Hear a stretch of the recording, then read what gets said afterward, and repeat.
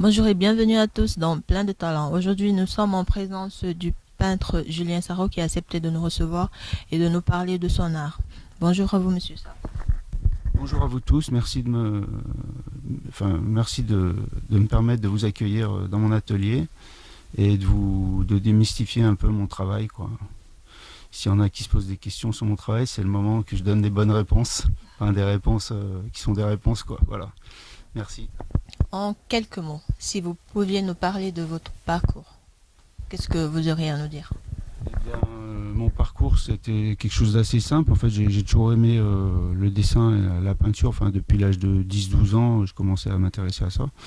Donc après, j'ai fait des études en imprimerie, un bac technique, où là, en fait, j'avais une partie maquette. Je devais faire des maquettes papier et du dessin. Et puis en histoire de l'art, on avait des choses, on avait un cours en histoire de l'art, donc ça m'intéressait beaucoup aussi, toutes les civilisations, tout ça.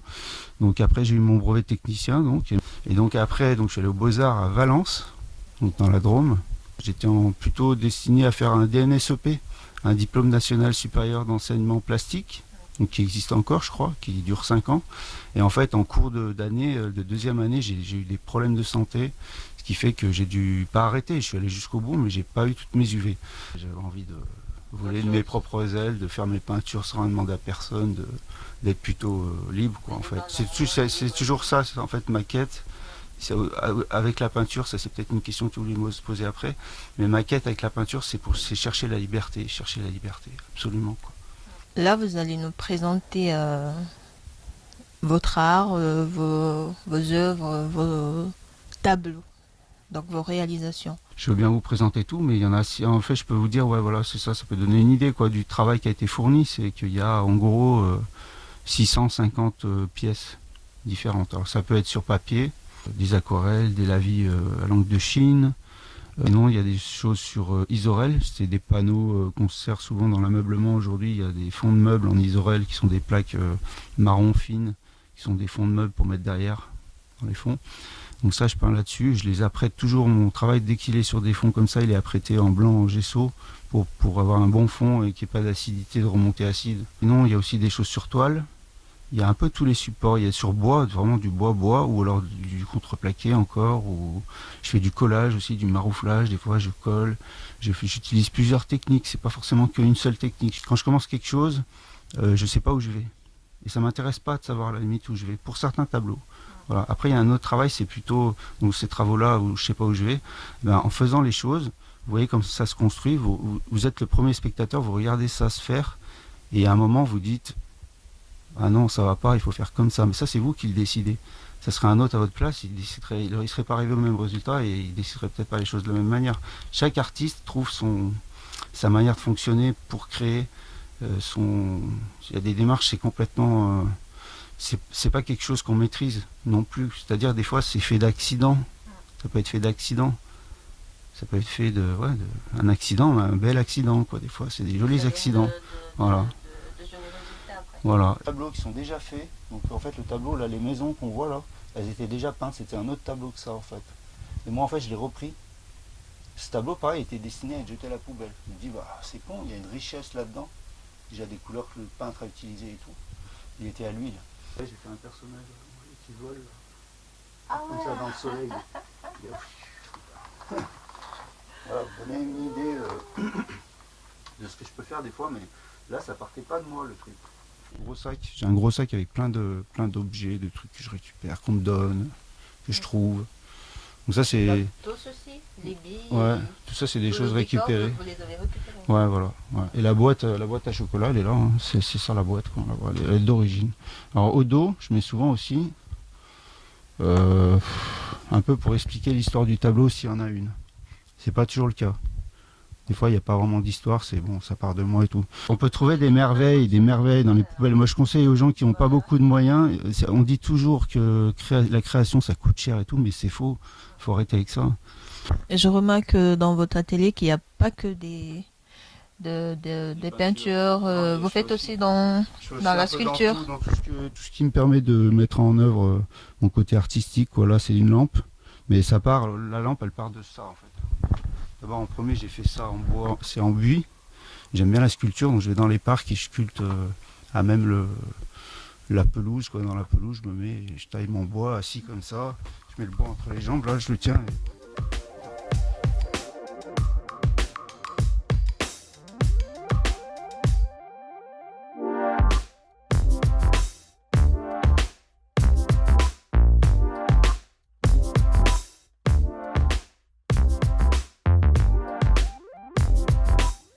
Vous avez combien de tableaux à votre actif? Je pense que j'en ai 650 à peu près. Peut-être un peu plus, parce qu'il y a des tableaux que j'ai perdu de vue, enfin que j'ai vendus mais que je me souviens pas, donc je les ai pas comptabilisés. Certains que j'ai donnés aussi. Donc j'ai fait des dons aussi des fois, enfin j'ai des gens que j'apprécie, voilà, on s'entend bien et tout. Soit des dons, soit des fois des trocs aussi. Je fais entre artistes, on fait ça des fois. C'est-à-dire il y a un tableau d'artiste qui vous plaît, lui il aime bien votre travail aussi, donc vous voyez avec lui on fait un échange. Qu'est-ce qui vous attire dans l'univers de la peinture? La liberté. Si on revient toujours à la liberté. La liberté et aussi la capacité de prendre des initiatives sans que personne. C'est le but, le principe de l'initiative, c'est que ça vient de la personne, ça vient pas de quelqu'un d'autre, quoi. Donc moi j'aime bien prendre des propres initiatives pour mon propre travail dans la liberté, quoi. Voilà. Comment qualifierez-vous votre style? C'est difficile de qualifier son propre travail parce que je sais pas si je suis vraiment bien placé pour le faire. Je pense qu'il y a des gens qui seront peut-être mieux placés que moi même pour faire ça, pour le situer mon travail, quoi. Parce que je peux qualifier que c'est un travail que j'essaye libre. Maintenant, moi, il peut me paraître libre et les gens qui le regardent, pas forcément, ils vont peut-être pas trouver une liberté trop dans ce que je fais. Mais moi, pour moi, ça part de la liberté. Après, qualifier, ça se rapproche, on m'a dit, et puis j'ai constaté aussi, plutôt de l'art singulier ou de l'art brut. Et c'est unique et c'est très personnel comme art. C'est pas quelque chose, c'est pas un art où on se contente de copier la réalité ou d'imiter la réalité. Moi, c'est au-delà de la réalité. Enfin, c'est ma propre réalité à moi, quoi. Voilà, c'est la réalité Sarro, mais c'est une réalité un peu spéciale. Elle est propre à ma manière d'aborder la peinture et voilà. Et on aime ou on n'aime pas, quoi. Voilà. Après, vous pouvez reconnaître qu'il y a du travail quand même dans mon travail, même si même s'il y a des gens qui n'apprécient pas, ils peuvent quand même reconnaître qu'il y a quand même du travail. Voilà. D'où vient votre inspiration? D'où vous vient l'inspiration? Mon inspiration, elle vient je sais pas, des fois je sais pas d'où elle vient, c'est comme ça, je m'y mets, et puis il y a quelque chose qui naît, et puis de fil en aiguille ça se construit, et puis j'arrive à quelque chose, et quand j'arrive au résultat, je me dis, mais comment t'as pu arriver à un truc pareil, comment t'as fait? Tu vois, je comprends pas moi non plus. Et d'autres fois, par contre, ça part autrement, ça dépend des tableaux en fait. Et les tableaux, ça part je pense que le cadre, enfin non, l'objet que vous utilisez sur lequel vous allez le peindre, la forme de ce support, voilà, ça le mot. Le support conditionne l'œuvre. C'est-à-dire que si vous choisissez un support qui est forme triangulaire, votre œuvre va être conditionnée par rapport à ce format-là. Si c'est une œuvre carrée, voilà, si c'est une œuvre, je sais pas, losange ou ovale comme ça, par exemple, le support, il fait pas tout, mais il fait une partie, quoi. Il conditionne une partie de l'œuvre du résultat. À chaque fois, c'est un plaisir, quoi, parce que chaque fois, c'est différent. Chaque tableau, la manière, la démarche est différente, presque, quoi, presque. Et les accidents aussi, je vous en parlais tout à l'heure, des accidents, ça c'est intéressant, les accidents. En peinture, hein. On est en peinture. Pas les accidents de la route. Pas les accidents de la route, non. Non, ceux-là, non. Non, ceux-là, je ne souhaite à personne. Quelles sont vos influences? Alors, mes influences, il y en a beaucoup. La photo. Ce que je dis, c'est qui vous a donné l'envie de faire de la peinture, par exemple? En ce qui concerne des peintres, c'est comme beaucoup de monde, Picasso, évidemment. Un grand peintre, voilà, c'est même plus la peine de le lire, je crois. Mais Picasso, Gauguin, j'adore aussi. Gauguin, les couleurs, la sensibilité, quand il est parti dans les îles. Giacometti, ça c'est un peintre mais un sculpteur plus qu'un peintre, mais il peignait aussi, qui est magnifique. Lui il parle de l'espace, ça parle de l'espace, lui son travail, l'espace physique, ce qui se passe autour d'une sculpture. En fait, c'est des sculptures qui sont très fines, avec plein de petits volumes, mais en fait ça donne l'impression c'est figé, mais en fait il se passe quelque chose, c'est magnétique presque à voir. Ça se découpe dans l'espace et c'est comme une faille dans l'espace, quoi. J'adore. Et sur les sculpteurs? Les sculpteurs, j'aime bien Rodin. Rodin, ouais, j'aime bien Michel-Ange. Que bon, je suis peintre, mais je me nourris pas que de peinture, ni d'images de peinture et de sculpture. Je me nourris aussi de ce que je vois. Par exemple, une jolie fille, c'est comme une création aussi. Quand on peut la regarder, on se dit, ah, mais voilà, son visage, et ça peut donner une inspiration. C'est vrai, il y a beaucoup de peintres qui avaient des muses qui s'inspiraient des femmes, quoi. Moi, je serais de ceux-là, j'ai fait ça avec ma femme. C'est-à-dire, je l'ai peint sur plusieurs tableaux. Mais si je veux un tableau, si je veux un tableau de moi. Ah, mais c'est possible. Okay. Là, d'après photo. D'après photo. Ceux qui nous regardent, ah ouais. Ah non, mais si quelqu'un est intéressé pour essayer de me faire quelque chose, moi je suis prêt à essayer, hein, et je peux faire différentes choses. Je peux faire d'après photo. Bon, d'après modèle vivant, comme ça en direct, je le déconseille, surtout si c'est pas des gens qui ont l'habitude de poser, parce que ça peut prendre beaucoup de temps. Enfin, je veux dire, si on veut vraiment, le mieux c'est une photo pour moi. Je pense que c'est. Je peux aussi dessiner d'après modèle vivant, mais c'est un peu contraignant. Et pour moi, et pour la personne, pour les deux. Parce que la personne, au bout d'un moment, se tenir une pause, ben, c'est difficile. Hein. Quand vous tenez une pause pendant 3 heures, ou d'une heure, on a besoin de faire une petite pause, hein, aussi. Voilà. Hein. Voilà. Donc, je ne le conseille pas forcément maintenant. Et quelles sont les difficultés que vous rencontrez dans votre art? Les difficultés dans mon art, il n'y en a pas. Les seules difficultés qu'il y a, c'est pour faire connaître mon art. Alors là, c'est compliqué. Alors là, pourtant, je pense que par rapport à toutes ces années au début où j'ai commencé, j'ai fait des progrès dans le côté commercial, mais ça reste quand même assez difficile, et je pense pas que pour moi, quoi. Ça, c'est sûr. Hein. Autour de moi, je connais quelques peintres qui ont eux-mêmes aussi, qui éprouvent des difficultés à ne serait-ce que vendre un tableau ou 2-3 tableaux par an, quoi. C'est même pas ça. Et il y a un grand chanteur qui avait donné ce principe, que je suis assez d'accord avec lui. J'arrive plus à retrouver son prénom, je pense que les gens qui connaissent, ils retrouveront. Il avait dit être un artiste, c'est TTC. C'est travail, talent, et c'est chance. Et moi, la chance, j'en ai eu, mais pas encore assez, quoi. Si je veux vraiment arriver à vendre mon travail et montrer vraiment. Mais faut pas être pressé. Moi, je suis pas aux pièces, quoi. Je veux dire, pour faire un tableau, ça prend du temps. C'est toute une vie. Hein. Pour faire un tableau, comme disait Picasso, je lui posais la question, vous avez mis combien de temps pour se faire ce tableau? Et lui, il a répondu, j'ai mis 1 heure et 40 ans. Le principal, c'est ma peinture. Le principal, le plus gros, le plus important des passions que j'ai, c'est la peinture. Le reste, c'est des à côté, c'est quand justement j'ai envie de me nourrir un peu d'autres choses pour pouvoir avoir de l'inspiration, je fais d'autres activités, d'autres médiums, quoi. Vous n'avez pas pensé à vous entourer d'une équipe pour m'aider? Pour vous aider, j'aimerais bien, mais je ne les ai pas encore rencontrés. Hein. Je veux dire, parce que dans ce monde, c'est vrai que tout le monde est pris par le temps. Enfin, quand on entend autour de soi, tout le monde n'a pas le temps, tout le monde a autre chose à faire. Donc, une fois, j'avais rencontré j'avais un agent, mais cet agent-là, je vous ai dit tout à l'heure, il avait eu des problèmes. Mais je suis prêt, moi, à étudier. Si quelqu'un me propose un jour quelque chose, il n'y a pas de souci. Je peux aussi faire des choses, je veux dire, je pourrais aussi me proposer mes services.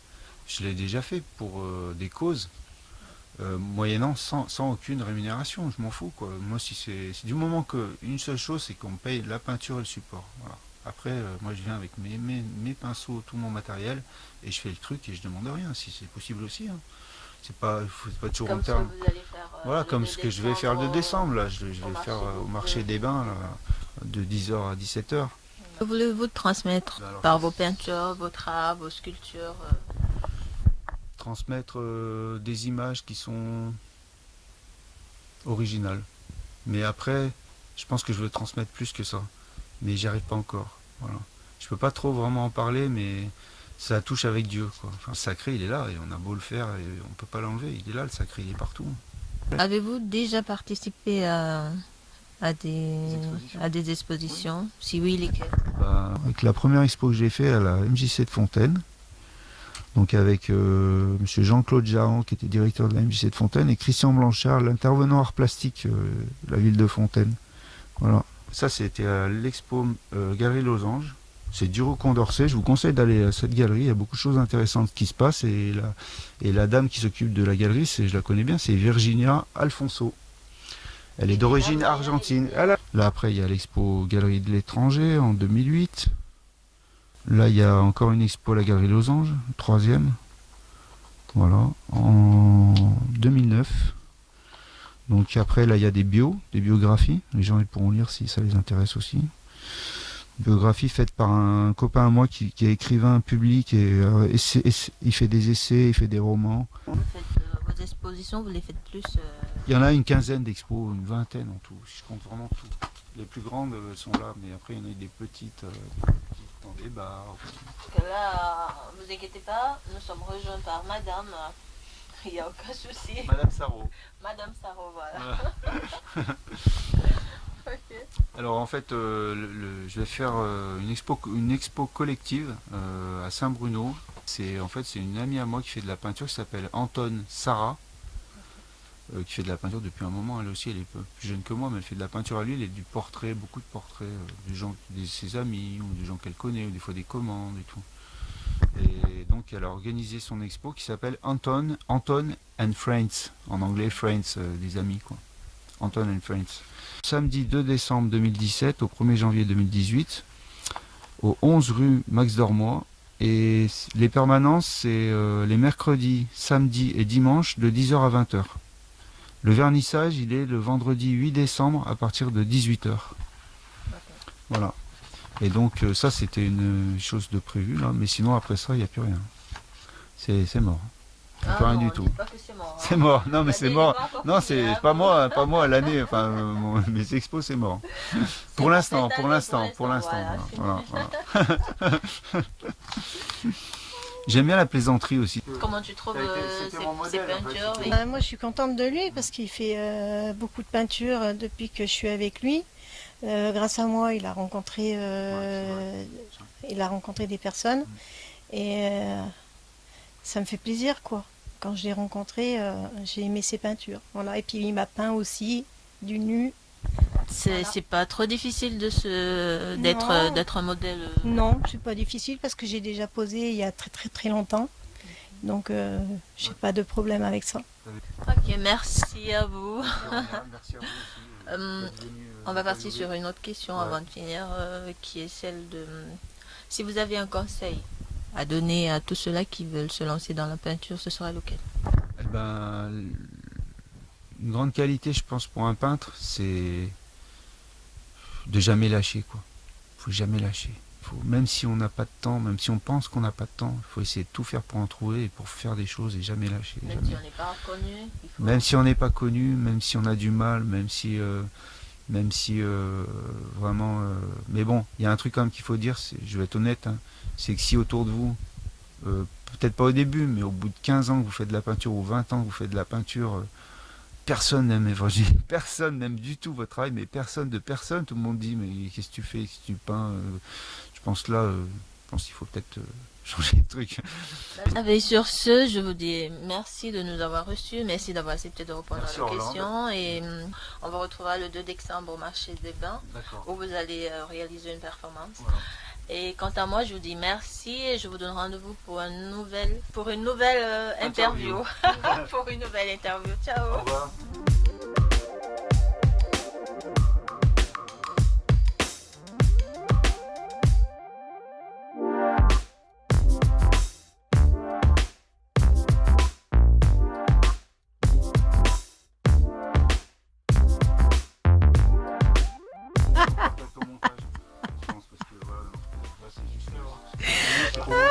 C'est très très bien. Ils nous ont La fait perche, parce mais il que... faut un perchman. Moi, c'est toi le perchman. Là, tu filmes, là. Tu filmes, là. Ouais, mais on va couler après. Ah, bah c'est super, ça restera dans les annales, tu vois, comme ça on délire. Le bêtisier, on va le mettre dans le bêtisier.